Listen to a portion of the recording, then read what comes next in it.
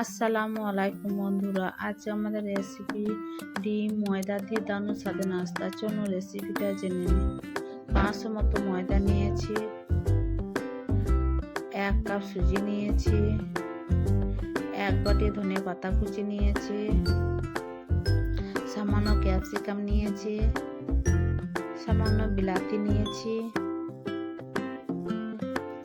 আর বাঁধাকপি নিয়েছি, 3 রকম সবজি নিয়েছি। ভালো করে মেখে নেব। মাখানো হয়ে গিয়েছে। 1 বাটি কাঁচা লঙ্কা কুচি দিয়েছি, বেকিং পাউডার দিয়েছি 1 চামচ, বেকিং সোডা দিয়েছি 1 চামচ, লঙ্কা গুঁড়ো 1 চামচ, হলুদ গুঁড়ো 1 চামচ, নুন আর একটা ডিম দিয়েছি। দিয়ে ভালো করে মেখে নেব। মাখানো হয়ে গিয়েছে। অল্প অল্প দুধ দেব, একটা ডো তৈরি করে নেব।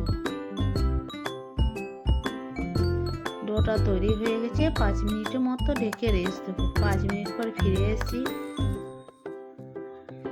ছোট ছোট করে লিচি কেটে নেব। হাতে করে গোল করে নেব। গোল করে রুটির মতো বেলে নেব।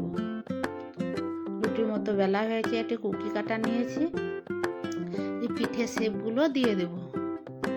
সব নাস্তাগুলো এভাবেই করে নেব।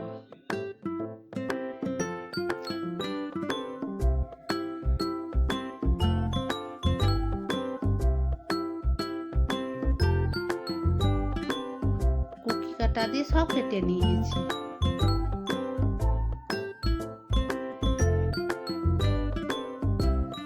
সবগুলোই কাটা হয়ে গিয়েছে। কড়াই নিয়েছি, তেল গরম করতে দিয়েছি। এক এক করে নাস্তাগুলো দেবো, তেলে ভেজে নেব।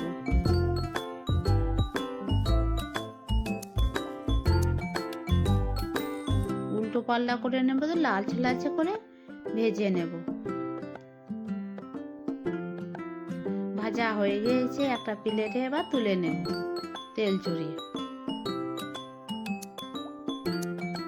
দেখুন কত সুন্দর হয়েছে নাস্তাগুলো।